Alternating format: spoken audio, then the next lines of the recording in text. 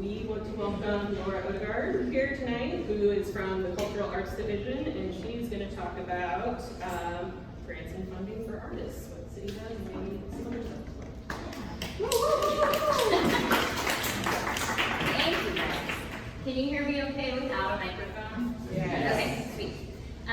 So as Sarah said, my name is Laura Odegaard, and I work for the Cultural Arts Division. And fun fact, before I worked for the Cultural Arts Division, I actually worked here at the DAC. So it's nice to be back and talking to you guys today. I'm gonna kind of do an overview on grant writing tips, but specifically focus on what the Cultural Arts Division has as far as opportunities. I think normally who's familiar with the Cultural Arts Division? Let's start there. Okay, sweet. So who's familiar with cultural funding? Okay, who's familiar with art in public places? Kind of, sort of. Okay, great. It helps me understand who's here and what I should or shouldn't be talking about. So the Cultural Arts Division, just as a rough overview, we're part of the Economic Development Department. And so music, heritage tourism, small business, and the Cultural Arts Division, and a few others, we're all kind of under that umbrella.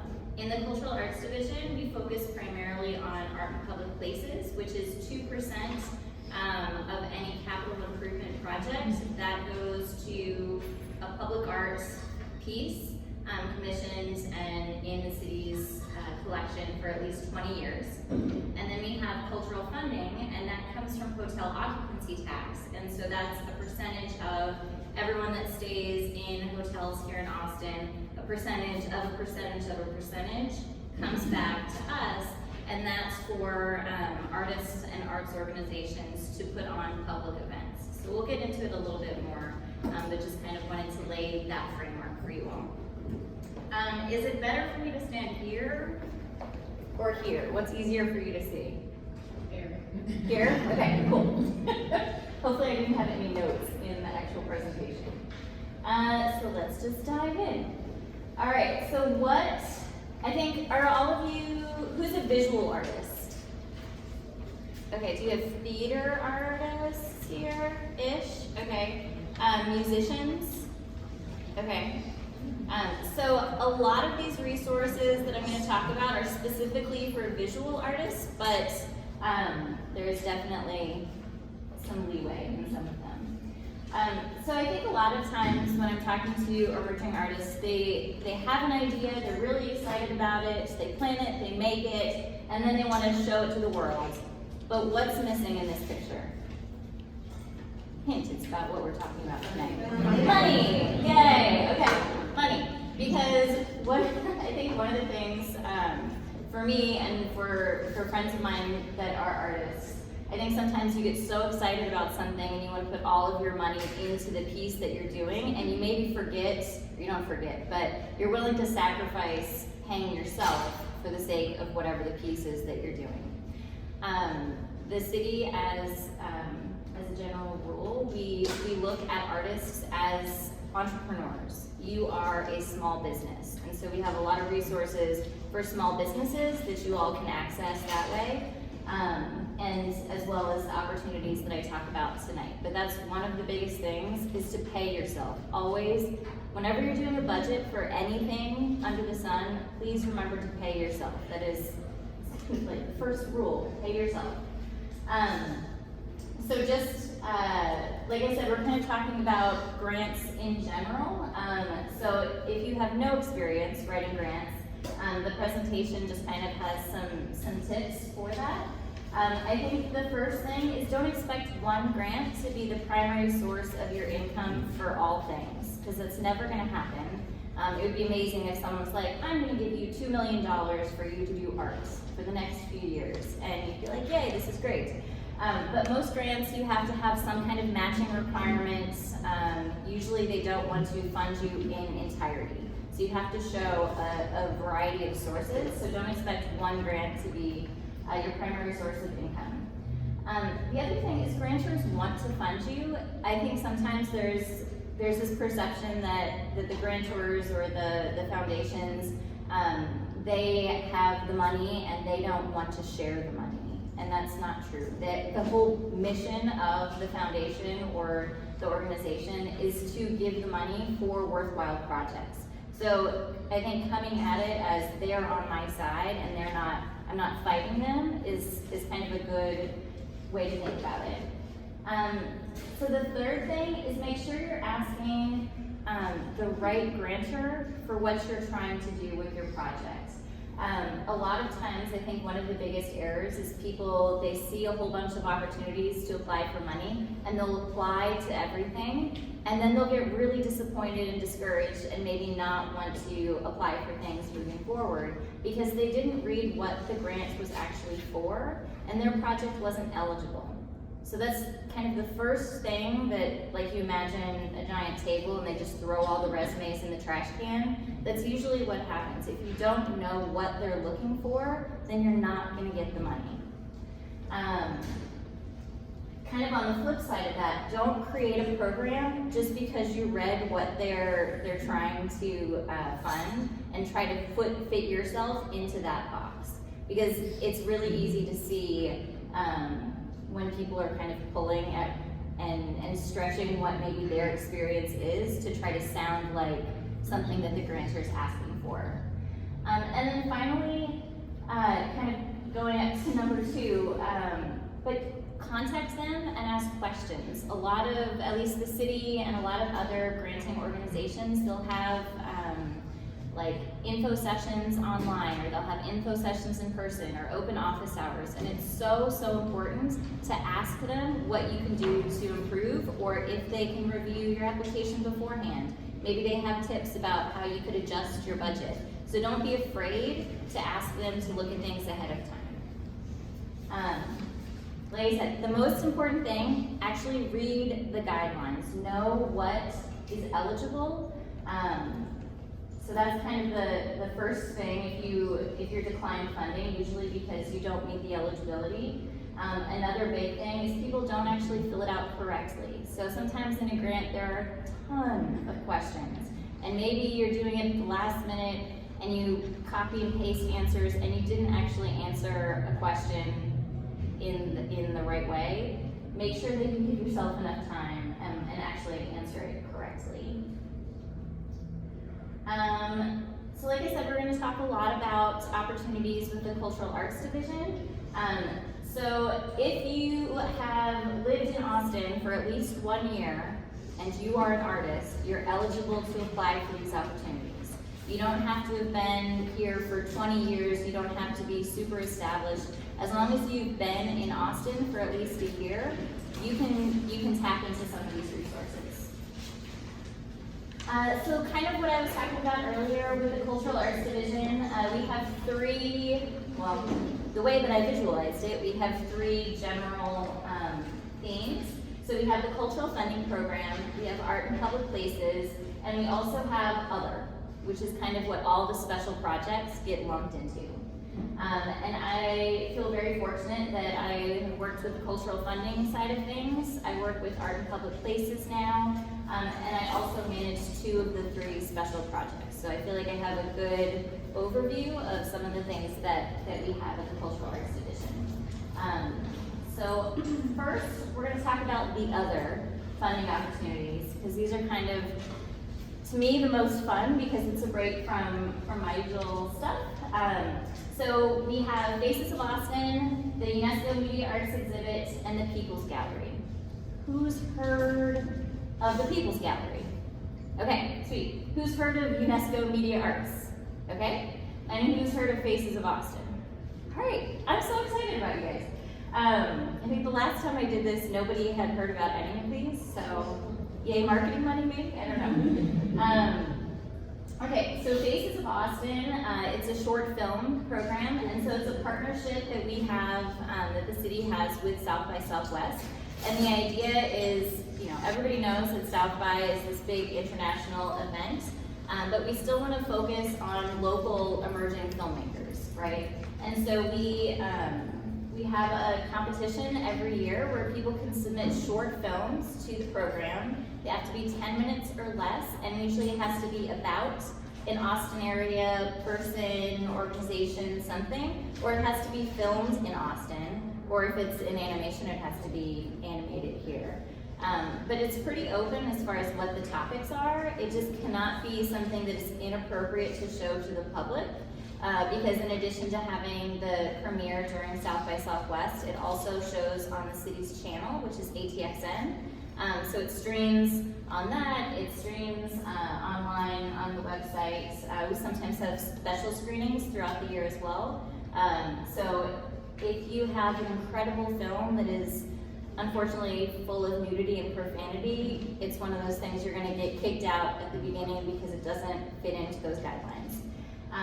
And so the filmmakers, they receive $500 if they're selected for the program.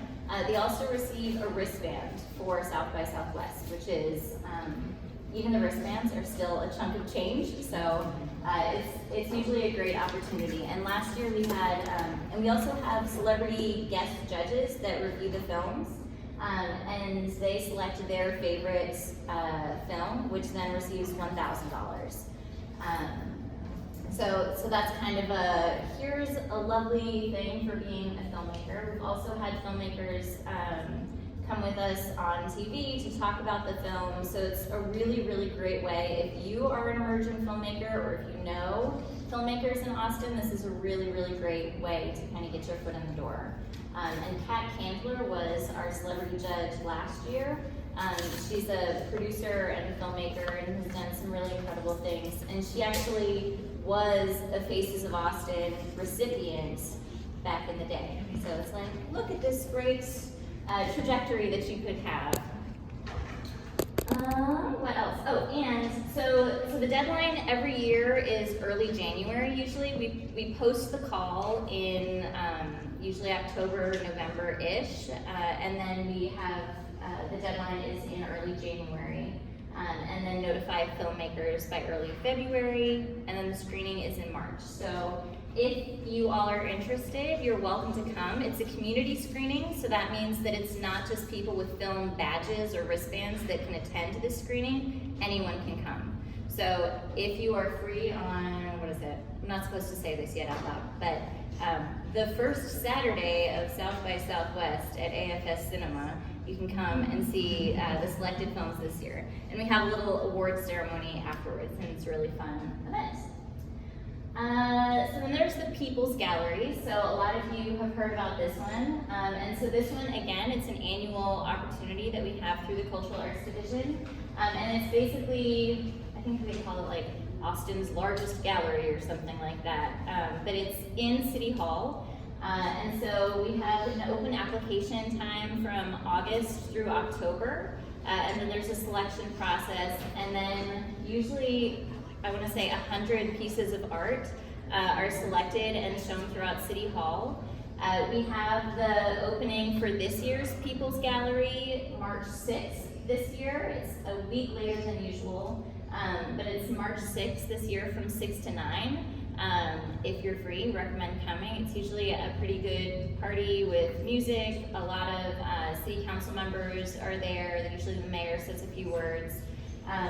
And the cool part about People's Gallery, A, you can put it on your CV that this is something that you've shown at, but also there's something called People's Choice Award, and so throughout the year that the show is up in City Hall, people can vote on what their favorite piece of art is in the building, and then the city will purchase that piece of art at the end of the year to add to our collection. So if you're a visual artist and want to have that opportunity, I highly recommend applying to that. Another other event is the UNESCO Media Arts Exhibition. And so just in case you weren't someone that raised your hand about this one, Austin, we have a UNESCO Media Arts designation. So there is something called the Creative Cities Network that UNESCO has. And we're the only city in the US that is a media arts city. And so we are one of 16 other cities around the world with this designation. And so it's a celebration of art meets tech, basically. And so we have an open call, usually at the end-ish of the calendar year. This year the deadline was a little bit later, the deadline was in January. And then we just had the selection panel for that. And so artists are paid at least $1,500 if they're selected. And then they also get a South by Southwest badge. So it's a great opportunity. This year we have 4 Austin artists and 4 artists from other cities that are in the media arts cluster. So it's a really cool way to have that exchange and collaboration between other international artists. And it is also free and open to the public to come if you're looking for fun things during the South by Southwest chaos time. And the exhibit is going to be March 13th to the 15th, so that first weekend of South by at the Motion Media Arts Center. So I encourage you all to come to that. Okay, so then we have art in public places, and as I was explaining earlier, 2% of capital improvement project budgets have to go to public art that's either in or around where that construction is happening. And so these opportunities can be anything from, something at the airport where a public art opportunity is going to be over $1 million to something as simple, not simple, but something like a pocket park, which is, a park that's maybe the size of this room, and the budget might be $25,000 to do a public art project. So we have a few kind of entry points to the public art world through this. So I'm going to talk about Tempo, Launchpad, and then what we call artist pools. So who knows about Tempo? Okay, sweet. So Tempo is a really cool temporary public art program. And so this comes from the hotel occupancy tax funding source. And what it is usually we have 8 to 10 artists that are selected, and you basically come up with a proposal. So if I've never done public art before, and I'm interested in getting into that world, you could apply to a Tempo project, and you could say, I want to create this thing, and I'm going to make a budget for this thing that's not more than $10,000, and that needs to include paying yourself as part of that budget. And then there's the selection process, and then 8 to 10 artists are selected. This past year we partnered with the libraries, and so we had the 10 pieces. They were at each, they were in libraries in each of the different districts around Austin, because it's really important for us to make sure that art isn't just downtown, art is everywhere. And so we had, they were up at the libraries for, I want to say, 6-ish weeks. And then all the pieces were brought together at Edward Randone Park, which is right kind of over the river and past the bridge, as part of East. And so it was a really great way for local artists, again, local artists, $10,000 to kind of try a public art piece. And then afterwards, you get to keep that artwork. And so some artists have been able to sell the piece, exhibit it in other shows, things like that. So it's a really interesting thing. The application isn't going to open again until next January, I think. But definitely keep this one in mind if you're interested in moving your practice in this direction. Another great opportunity, so I think the thing with public art projects in general, usually you see the opportunity and it's a really, really big budget project. So maybe it's a $500,000 project. And you aren't gonna get selected to a $500,000 project if you've never done any kind of public art before. If your practice is in a gallery space, you're probably not going to have experience with a $500,000 budget for public art and all the constraints and complications that come with that. And so that's why Tempo is a really good way to kind of start things. Launchpad is a really great way for emerging public artists to kind of get that mentorship experience with an artist that does have that level of experience. So if we have projects that are over $200,000, then we have a Launchpad artist, at least one Launchpad artist associated with that. And so the Launchpad artists, they get paid $15,000, just a flat $15,000, and their there to help the main artist in whatever way they can. So they'll attend meetings. If the artist maybe is traveling a lot, you might be the one that comes for city meetings, final design, mid-design, projects like that. So it's a really, really great way to kind of build that into your resume, because then you can say, oh, I worked on this $500,000 project at the airport, so now I'm building my experience and potentially would be considered for larger projects in the future. Because a lot of times, kind of going back to the beginning, the eligibility portion is so, so important when you're applying to things. What else? So this is something that we just launched.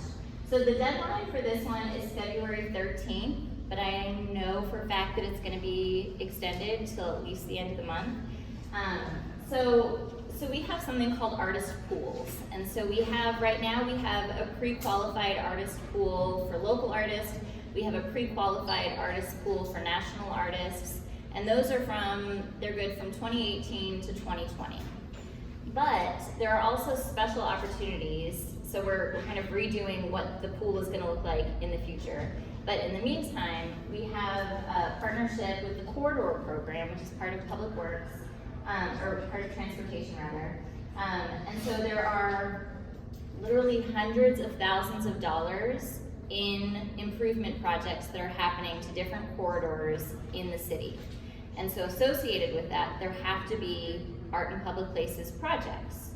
So we really want to focus on local artists for all of this. And so these are projects that are going to be $40,000 to $200,000 projects. And they're going to be, we have I think 9 locations identified for kind of the first round of projects, but there are going to be more. So right now we're trying to build a pool of artists to kind of draw from. So we have this pool of artists, maybe we have 500 artists. I don't think we would ever have that many, but it would be amazing if we had that many artists. But if we have 100 artists in this pool, all of the opportunities are only going to be going to those artists in the pool. So knowing that this is something that's going to be happening over the next 5 years, it really behooves you, if you are a visual artist that's interested in doing some public work, to apply to be a part of the pool. And you don't have to have public art experience to be a part of the pool. We had one info session already, and we're having another one on February 8th. But you can also go, I think the presentation will be online as well if you don't have it in front of you. But you can go to the website here, and there's actually a video info session as well that kind of lays out what we're looking for. But would really, really encourage anyone that is a visual artist in Austin to apply to be a part of this pool. Does anybody have questions? Yeah. For NIPP, I heard it takes a long time to get here. So that's not necessarily the case. This is a kind of a special project. Just in general, getting paid for the city can be frustrating.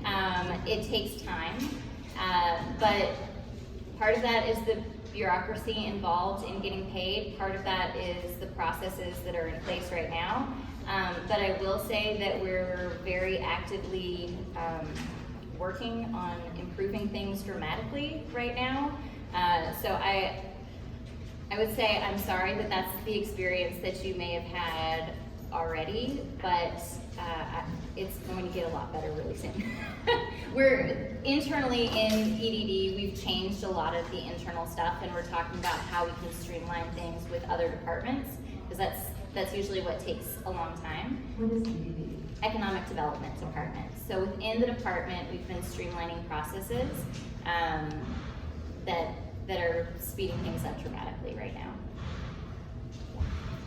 I have a question. Yeah. So for this, do you apply with an idea already in mind, or it's just getting It's just, the name? I am an artist, here's some of my past work, here's my website if I have one, and here's a letter about me. Like, here's my bio. It's a pretty simple kind of first step to be a part of the pool. And then based on what opportunities come about, later on, you might have to have a more specific, like, oh, I've lived in this neighborhood my entire life, and that's why I would be a great artist to do something here. So yeah. Cool. Does anyone else have any questions? I feel like I've just been kind of rolling for a while, but feel free to raise your hand or shout if you have any questions.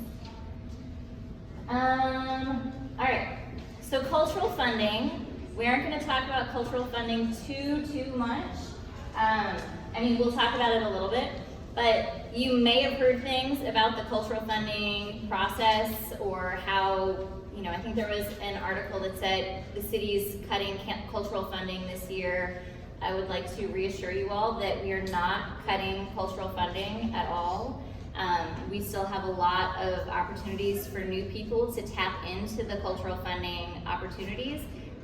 What is happening right now is in 2018, we had more applicants than we did money. This is the very, very short answer of this, but we had a lot of applicants. We had 100 more applicants that year than we did the year before, and the money hadn't gone up as fast as it had in the past, which meant a lot of people got funding cuts. It wasn't handled well on a lot of ends, and there wasn't the communication that needed to happen early enough. And so because of that, we've stepped back, we've gotten a consultant, we've been working really closely with the community to try to figure out, okay, what should cultural funding in Austin look like moving forward? Because, okay, this has worked for the past however many years, it's not working anymore. What can we do to make this work for us moving forward?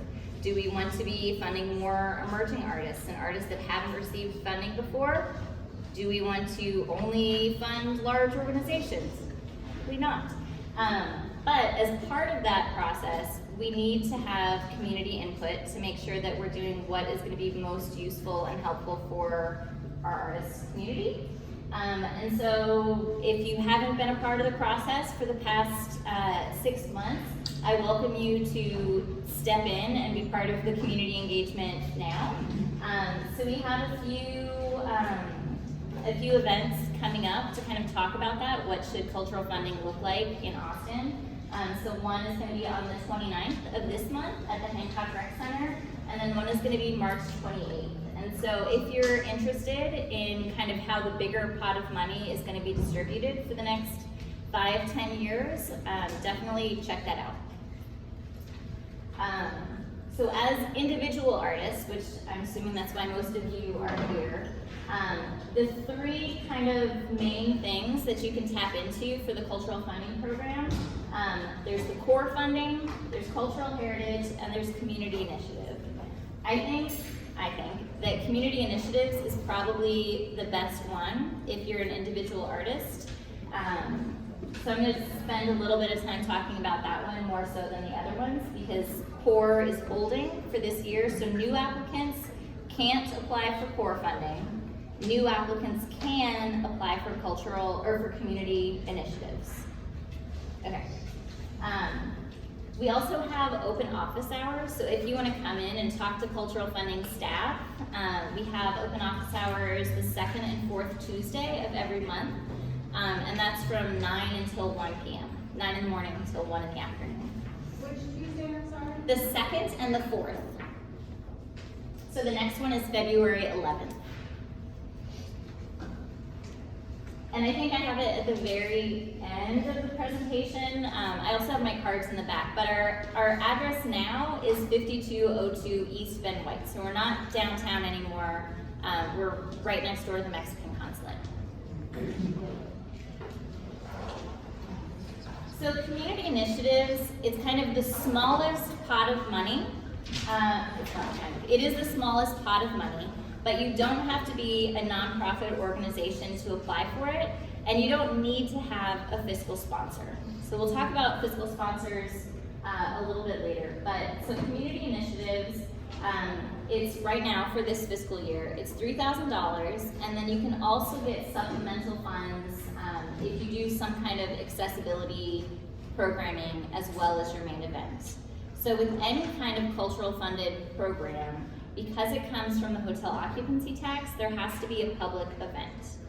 So I think sometimes it's a little scary thinking, when you think about the hotel occupancy tax and, oh, this has to tie into tourism, it just means that it has to be open to the public. It doesn't mean it has to be free. It can be, you know, I probably wouldn't charge $50 a ticket for a gallery opening or something like that, but you can charge people for your event. You can be any type of artist to apply for this funding. So you could be a musician and apply for this kind of funding. You could be a theater artist. You could be a group of artists or an individual artist. The most important thing, I guess the biggest change this year is that there's a scoring rubric. And so the top, like, the total amount of points are 30 points that you can receive for your application.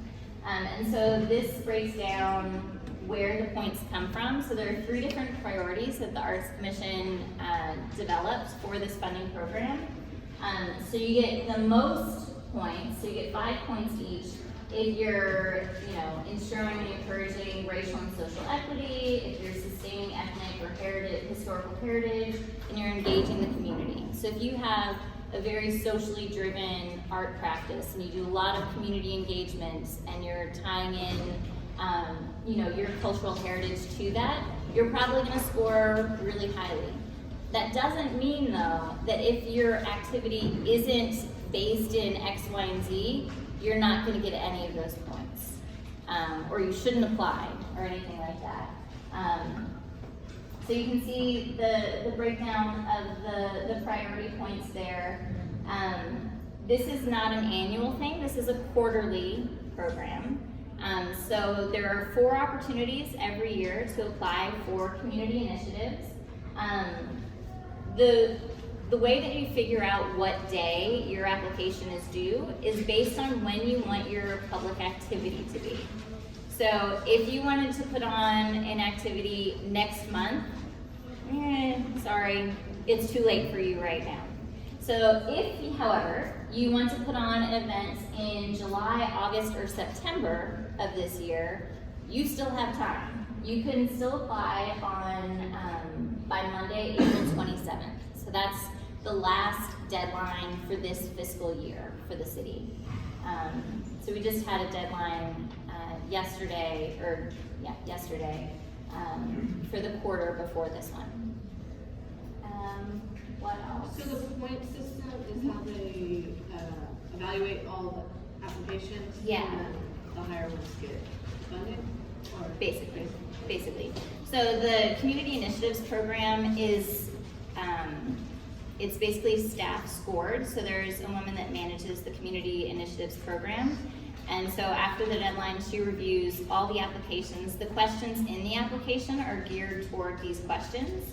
And then she basically ranks everything based on the points scored and then presents that to the Arts Commission. And so the Arts Commission is the deciding factor. They review the applications and they say yes or no. Okay. Basically. So there's an application online that you go fill out? Yeah, so the Cultural Arts Division website, it's at the back as well, but it's austincreates.com. And you can access all the cultural funding programs, all the everything that I'm talking about tonight through there. Perfect. Yeah, there's one back there real quick. Yeah, just right here, and I'm just curious about your to have your natural insurance. Yeah. Yeah, so I should have put bullet points there because it's maybe it's a little confusing. So you have to be based in Austin, to 1 year history, the event has to be open to the public. There's a matching requirement to this grant. Not a grant, funding opportunity. So a half match just means the award is $3,000. You have to match that by half. So you have to match $1,500. But half of that match, $1,500, can be from in-kind donations. So $750 can come from volunteer time, donated supplies, X, Y, and Z.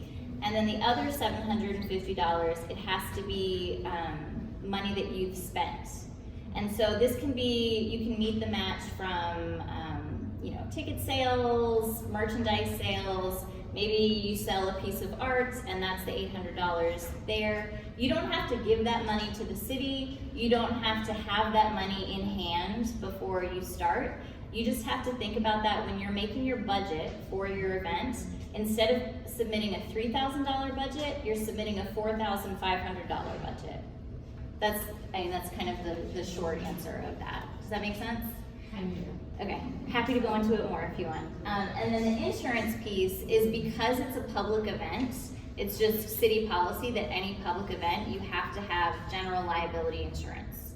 And so there are different ways that artists are able to tap into to meet the insurance requirements. Sometimes they might have a fiscal sponsor who will add them to their insurance policy. Sometimes they might get event insurance because it's cheaper to get event insurance if you're just doing maybe 1 or 2 nights of a show. It's going to be a lot cheaper to get event insurance for those 2 nights than it would be to get a year-long general liability policy. Does that make sense? Yeah. Okay. And was there a question up here? If you have a core grant, you can apply for it. Correct. Okay. Correct. If you have a what? If you have a core grant, you can't apply for community initiatives. So because it all comes from hotel occupancy tax, you can't, they call it double dipping. So you can't use the same funding source for, even if it's separate projects, it still has to be 1 per year per artist. That said, I guess we're live streaming, so maybe I shouldn't say this. But that said, if you as an individual artist receive a community initiatives grant, that's great. You as an artist collective that maybe has a different name or someone else is the lead artist and you're supporting that thing, that's okay too. That's all I'm gonna say about that. We can talk more later if you want. Anybody else have any? Yeah. Wait, are you saying that you can technically apply to? No, you can't apply for two funding opportunities that both come from hotel occupancy tax. But if you aren't the main applicant, then that's okay. So if you're the main applicant for one, and maybe you're working on a project with a friend of yours that's an artist for another one, that's fine. Like they might be paying you through those funds, but you aren't gonna get penalized for being a part of that project if you're applying on your own for something else. Well, I have 2 more questions. Yeah. You said you just have to be living here for a year. Do you have to be a citizen? That's a really good question. I don't know. I mean, you have, I might have to think about this. Whether they're citizens or not. Yeah, I mean, I've worked with international artists for other things, and that's totally fine. I feel like if you have the residency agreement, or the residency requirement, that would be as far as we would ask. Okay. We aren't gonna be following up on like legal statuses or calling any authorities or anything like that, you know? Okay, and my other question is, do you think in general city grants don't grant work in concepts that are like political or nude? No, I mean, I think for things like Faces of Austin, where part of it is we're showing something publicly on a city channel, that we have to say, okay, it has to be, you know, meet certain broadcasting requirements for it to be like that. But if you are doing some kind of experimental show and there's nudity in it, that's fine. We can't be censors, you know what I mean? And we don't want to stifle any creativity because, for whatever reason. Any other questions about community initiatives? Okay. So the other piece is the core and cultural heritage side of things. And so that is different than the rubric that then goes to the Arts Commission. So for core and cultural heritage, those go to a peer panel process.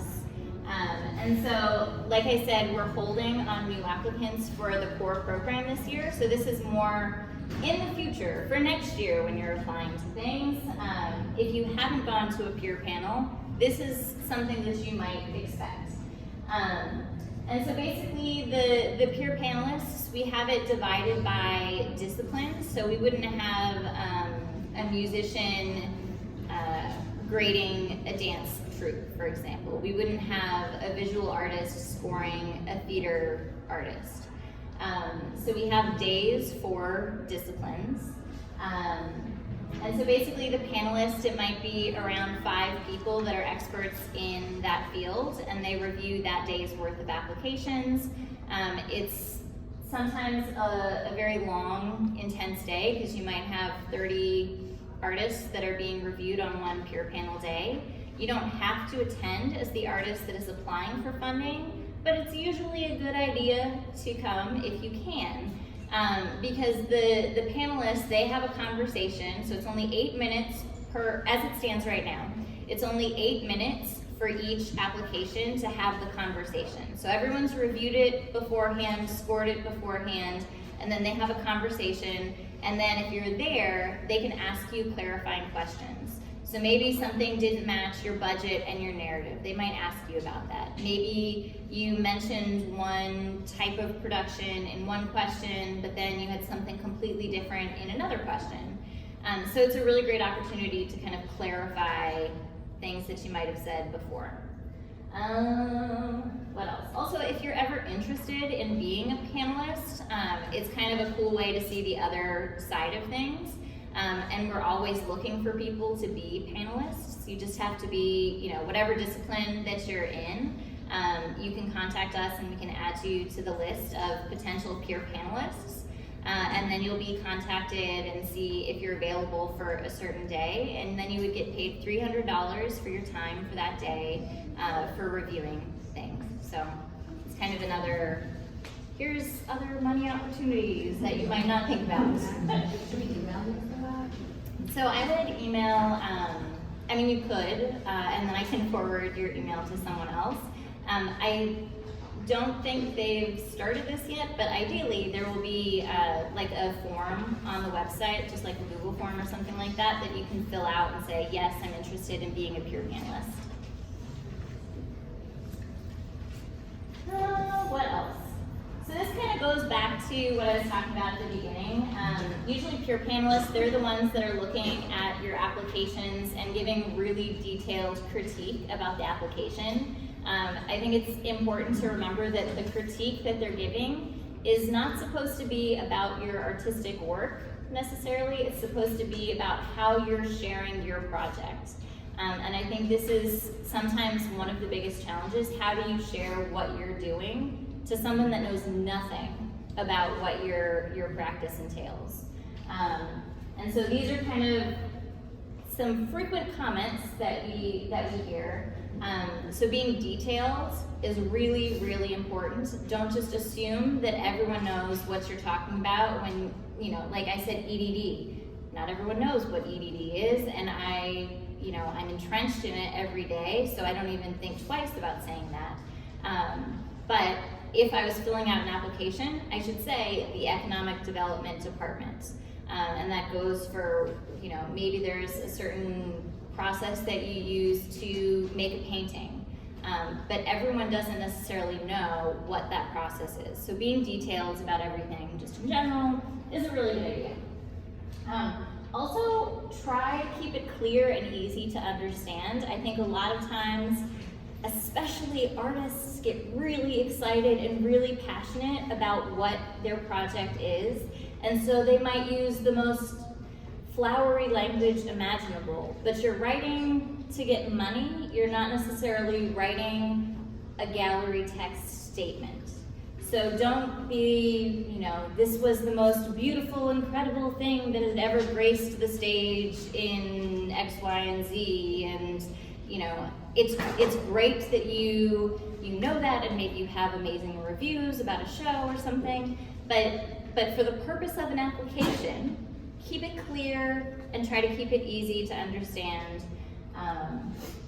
And again, we're always ask for other people to maybe review your application, especially if the grantor can review the application and give some tips and things like that.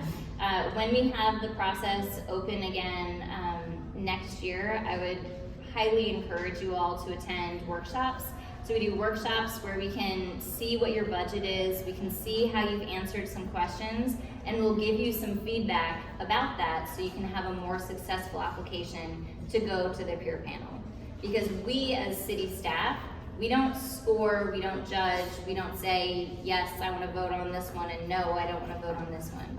We have to take a back seat because we're responsible for the process and making sure the process is fair and equitable and transparent. Which means beforehand, we can review your application and say, yes, this looks good, maybe you want to add more detail here. So we're a resource, is the moral of that story. What else? I mean, some of the things are sort of common sense. Make sure you double check for typos. Make sure you start early enough to be able to have time to check for typos. I know I can be a procrastinator sometimes, and so, you know, if an application closes at 11:59 p.m., maybe don't start writing it at 11:30, because then you won't have time to double check it. So just make sure you're doing that. Again, you should be focused on what activity you want to do with this money. So if you're going to be doing, you know, 20 shows next year or something like that, but you're only applying for money for one show, you just need to talk about that one show you're doing. Don't waste the character space trying to explain everything. What else? I think, so as we were talking about with the matching requirement for the budgets, it's the same thing for the core funding as well. So whatever the award is, if it's $10,000 and it's a half match, you have to match $5,000. And so half of that, $2,500, can come from in-kind contributions. And so that means volunteer time. If it's, you have a bunch of friends helping hang your show, that counts as time that can go into your budget. If you have canvases donated to you, that counts. There's a monetary value to that, and that counts as in-kind contribution. So don't discount the in-kind piece of things. A lot of times, especially when people are maybe more familiar with the process, they don't want to include all the volunteer time in their budget because it's just an extra line to fill out on the form, and why bother if I already have the $15,000 covered here. The other side of that is that if you show the in-kind contribution through volunteer hours, it shows a huge community support component to what you're doing. And that is generally looked at favorably. It's not you in a bubble doing a thing, it's you doing a thing with the support of all these other people. So just something to think about in the future, yeah. The in-kind contribution, can you use like equipment use? Like say if you have put in like projectors for the show or something? Yeah, so anytime you normally would have to pay for something, but you don't have to pay for it, that counts as in-kind. Any other questions about that one? Okay. So the other thing that I had down here before we move on, so because it's from hotel occupancy tax, there's sometimes, we're supposed to be reaching tourists in some way, right? But that doesn't mean that you have to buy an ad in like British Airways magazine or something like that and blow your entire budget on marketing efforts. It just means there has to be some kind of effort to advertise what you're gonna be doing. And so, you know, yes, you tell your 10 friends about a show, but maybe also send a postcard or bring something to a few concierges at hotels, because that's a really easy, really free way to be like sharing your work with tourists. It doesn't cost you anything but maybe an hour driving around and dropping things off. And concierges love to be able to say, oh, here are these 20 amazing local things that are happening. So just as a takeaway for everything, don't forget that when you're marketing your work.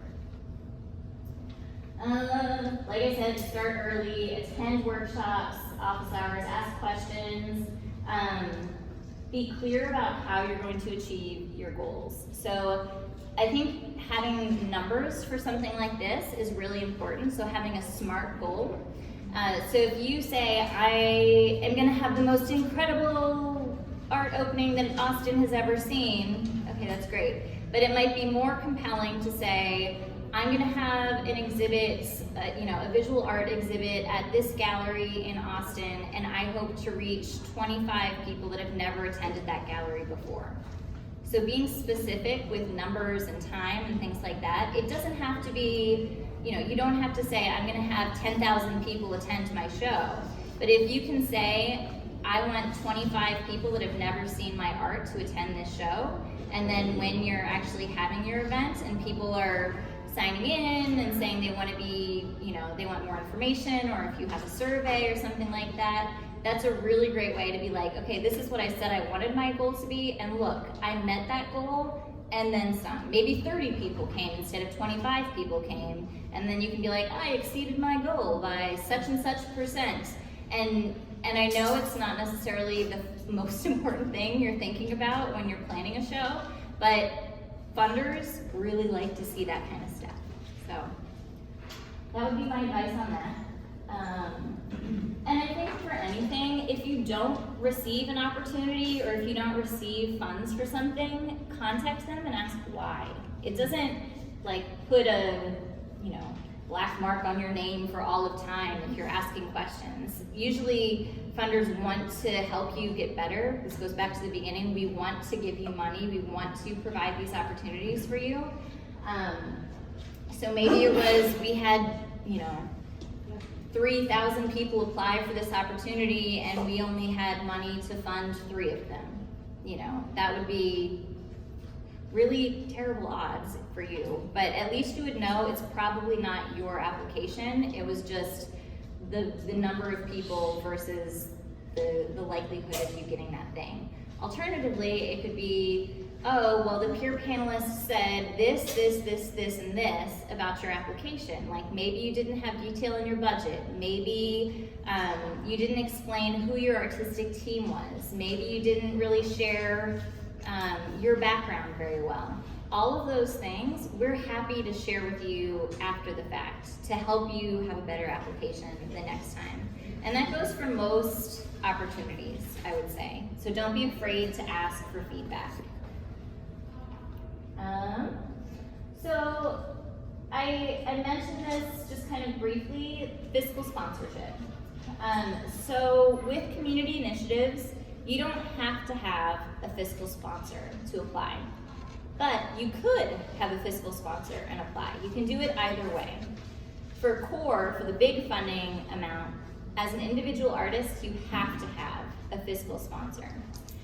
And so basically what that means is that they are agreeing to help with the administrative side of things, and they basically assume the legal and financial responsibility. So as the city, if we were contracting with you for $50,000 and you fled town, we would just be upriver.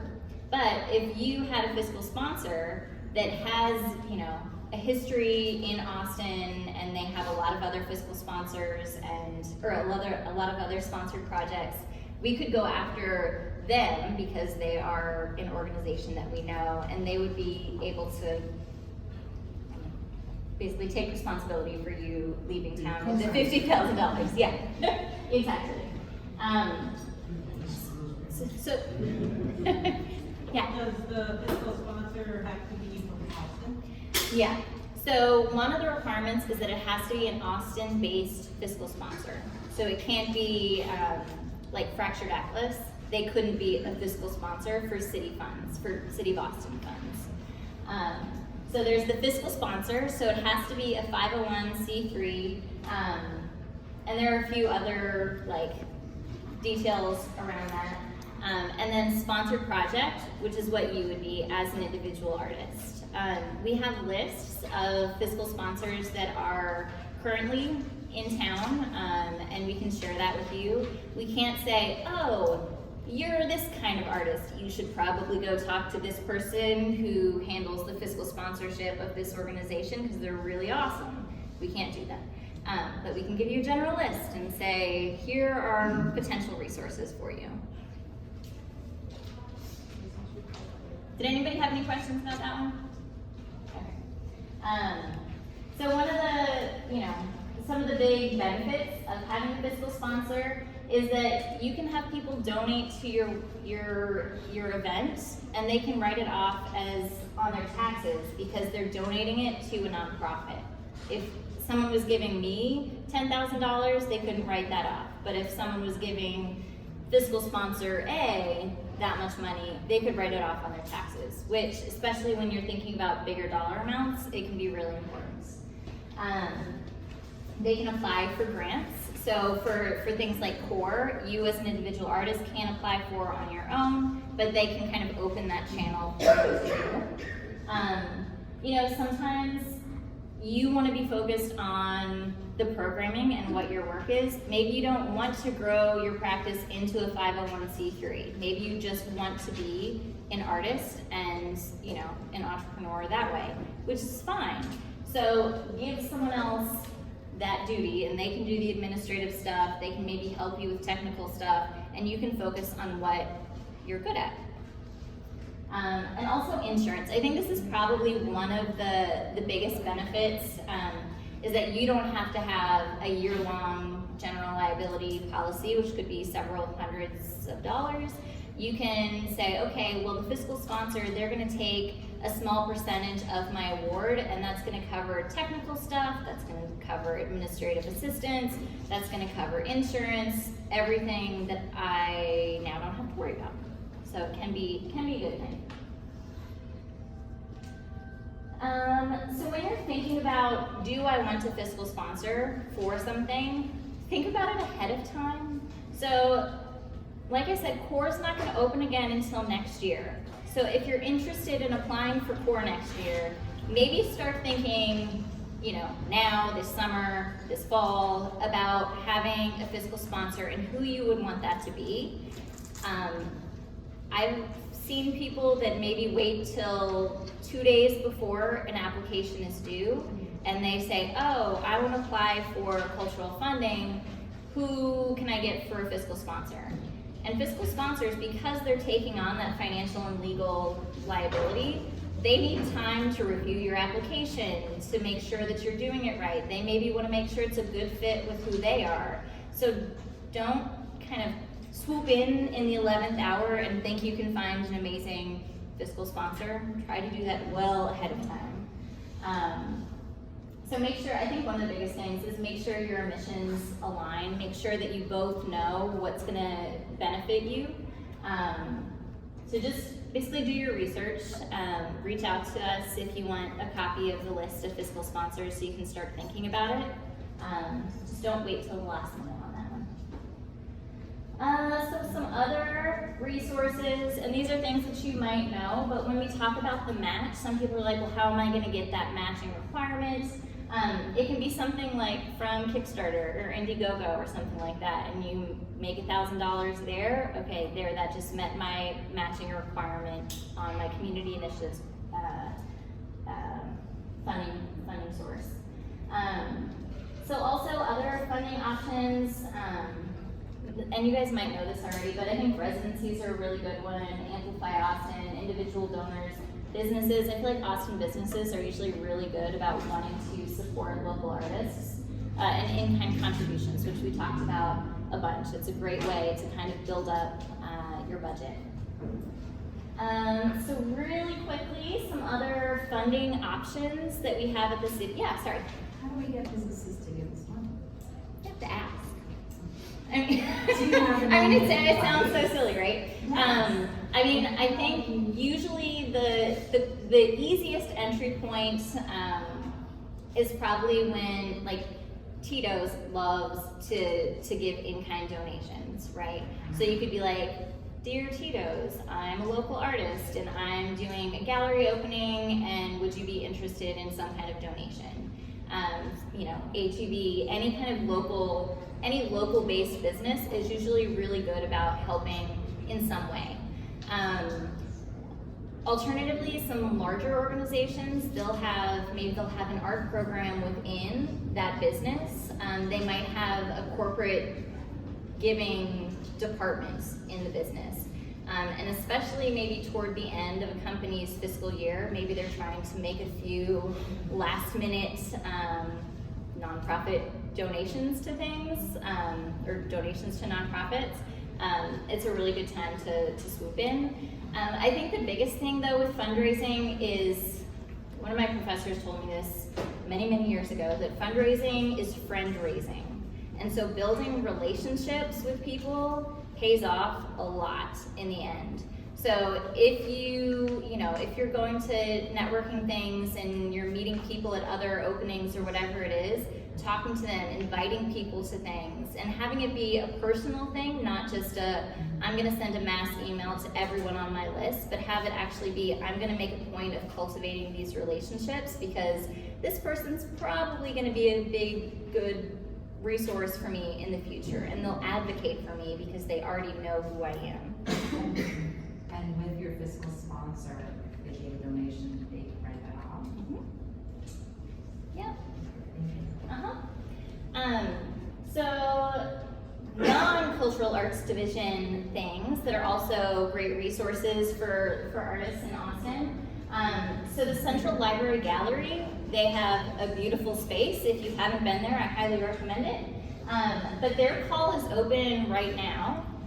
So if you're interested in proposing an exhibition to be held at the gallery in the Central Library, apply. It's a beautiful space. The period right now that June Beth is trying to fill is summer of 21. So a lot of times, you may or may not know this, but galleries plan usually at least a year in advance for their spaces. So now is when they're filling exhibition time for summer of next year. And artist stipends are allowed. So if you have an idea for an exhibition, check it out. Another one that is kind of, maybe not everyone knows this, but there's the Neighborhood Partnering Program. And this is part of, it's a really cool thing. There are 4 different types of projects, I think, but the basic point is, how do you want to beautify a neighborhood, right? So if you have an idea, you can reach out to the staff here. They're super friendly and they're like, oh my God, an artist wants to do a thing in a neighborhood. This is incredible. Here's money to do it.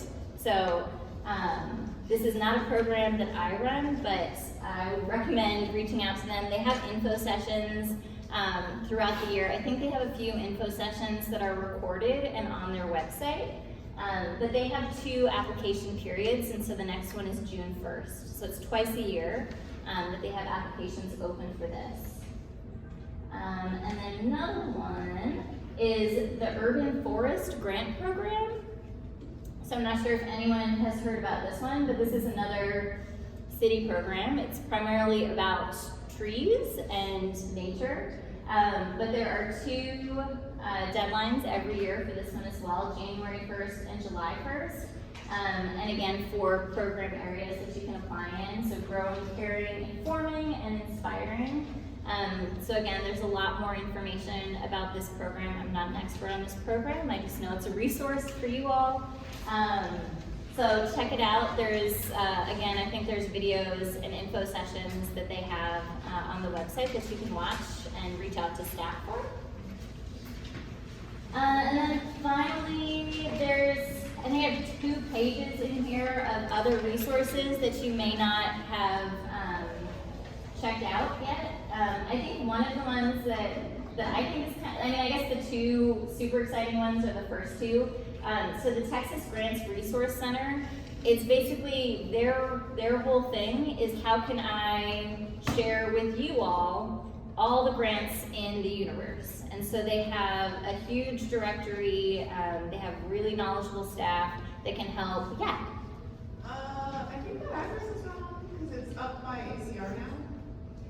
It is. Okay. And I was looking at, because their Facebook had one thing and then their website had another thing, and I was like, maybe they just do their classes up at ACC, I think but everything is up. everything moved up there? Okay, thank you. But great resource, go to the website, not the address on that one. And then, I don't know if you guys have ever checked out artist residency programs, but that's another really, really great way for you to kind of focus on your practice and get paid to focus on your practice. And there are tons of resources and tons of opportunities around the world. But the Alliance of Artist Communities, they have a pretty solid directory that you can search by discipline. So it's not just visual artists. If you're a theater artist, if you're a writer, if you're anything under the sun, you can sort by those disciplines and you can sort by location. So it's something to check out. Again, I think with any kind of funding opportunity, it's a lot of research on the front end and kind of planning out things moving forward. But I would love to do a lot of those residencies in there. So again, just more resources, and this presentation will be online, so it'll be easier to just click through instead of reading the teeny tiny little fonts on your papers. So not teeny tiny fonts, but our website, the Cultural Arts Division website, is austincreates.com. Like I said, we have the open office hours the 2nd and 4th Tuesdays of the month. But you don't have to come during that time. You can also just email us and set up a time to meet. So if Tuesdays don't work for you, we're happy to work around that. Does anybody have any questions? Yeah. A friend of mine quit her job a couple of years ago to become a full-time artist. She came to one of these meetings and learned about how to get, she ended up getting some classes that she wanted to take, one here at the DAC and one at Laguna Gloria, and she applied and got it paid, got both her classes paid for through the city. So that was a magical program that I managed the last 2 years that doesn't exist anymore. It was called capacity building. Okay, I take that back because this is being live streamed. It doesn't not exist anymore. It has changed. And so basically we had funding from City Council for 4 years. And so it's $150,000 every year for 4 years for professional development for artists. And so individual artists could apply and they could use the $1,000 to take a class, do a residency, help them attend an art fair, all sorts of things. And it was super exciting and great, and you didn't need a fiscal sponsor, and there wasn't a match, and there was no insurance requirement, and basically all the magical things in the universe. But that funding expired last fiscal year. And so the professional development aspect is still really important to the city. And so it's okay, how can we rework what the capacity building program was into something that can still benefit local creatives? And so to that end, I think we partnered with an organization that offers classes and coaching to local artists. So if you apply and get cultural funding in anything, whether it's an AIPP thing, whether it's a community initiatives thing, then you will basically have access to this consultant who will give you professional development coaching hours and things like that. So nothing as maybe like fun as paying for a class in Spain or something like that, but we do have the small business division, and so they offer classes in like in fundraising, in legal stuff. They'll set up one-on-one meetings with you and kind of talk through what you want your business plan to be. So you can have an hour of coaching with the small business division. That's something at least. And is Yeah. this the same, what institution is this? So it's still with the Economic Development Department. So if you're interested, it's called the Small Business Division. And if you can Google City of Austin Small Business Division, and then it'll have a list of classes and programs. If you're interested, and don't feel like Googling anything, you can just email me too, and I'll just send it to one of my colleagues. Yeah, in the back.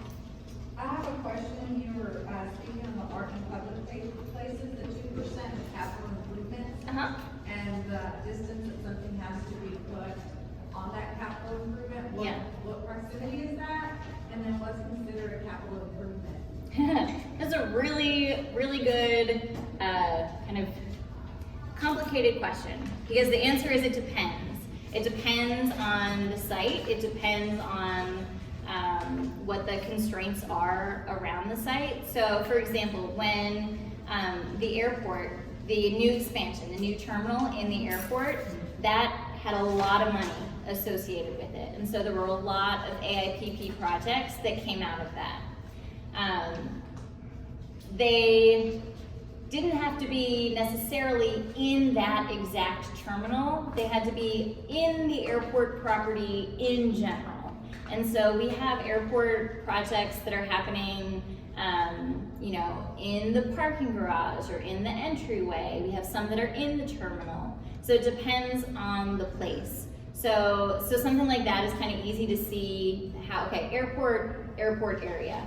It gets a little complicated with things, what else could we talk about? Like a park. So PARD is the Parks and Rec Department. We have a lot of AIPP projects with the Parks and Rec Department. And so one of, like the Doherty Art Center, it's gonna be new and expanded and beautiful and down the road. And there's gonna be a lot of money associated with that that goes toward AIPP. I think it's around $500,000, I think, that's gonna go to AIPP. And so we talk to the community, we talk to the people that are, we call it the hosting division. So the stakeholders here at the DAC, who that's gonna be.